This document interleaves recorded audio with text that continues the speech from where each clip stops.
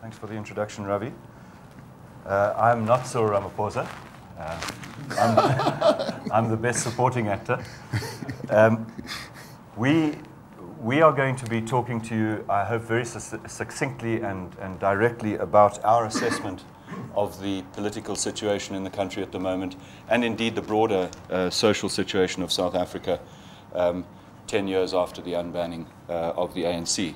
We believe we've been chosen because we are thoroughly independent and objective on these matters, but I have to tell you that we are deeply biased by passion for this bid and for the country. So with that health warning, I think I'm one of many South Africans who wanted to live to see three things.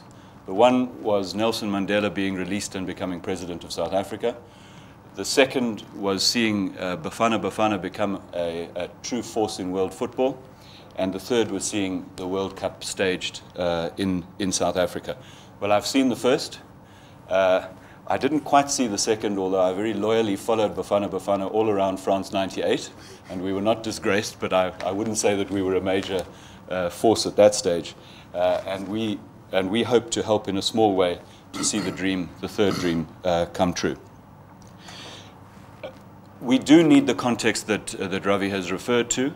And I don't think that there could be any better person to give you that context, how it came about, this miraculous transition in South Africa, than one of the people who played an absolutely iconic and key role in it, Cyril Ramaphosa.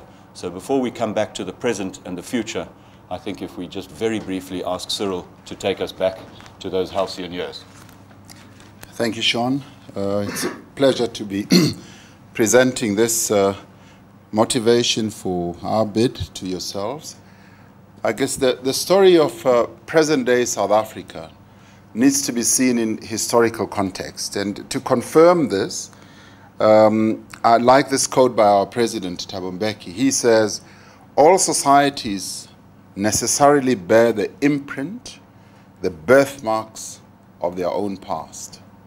A penetrating understanding, he says, of our country today requires that we also look at its past.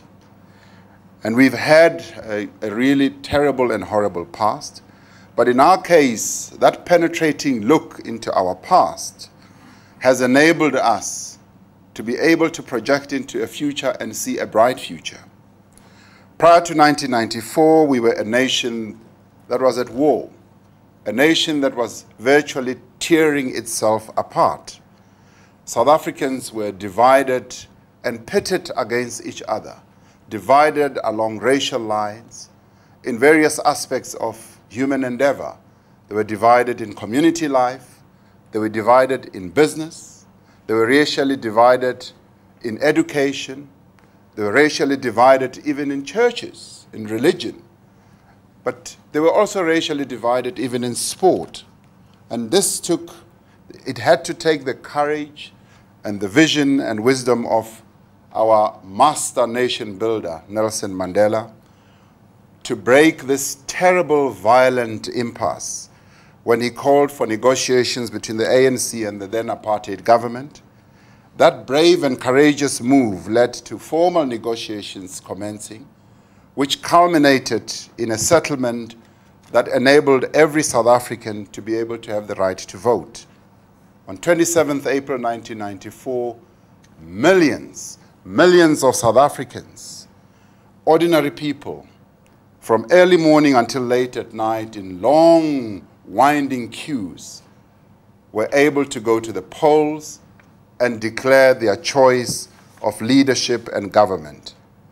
And South Africans later watched, as well as the world, in wonder when a 75-year-old former prisoner became South Africa's first democratically elected president. The South African miracle had happened against all odds when everyone thought that the country would just collapse into violence and anarchy. And when President Mandela said, "Free at last," he actually was saying to all of us, and all of us, black and white, felt free indeed.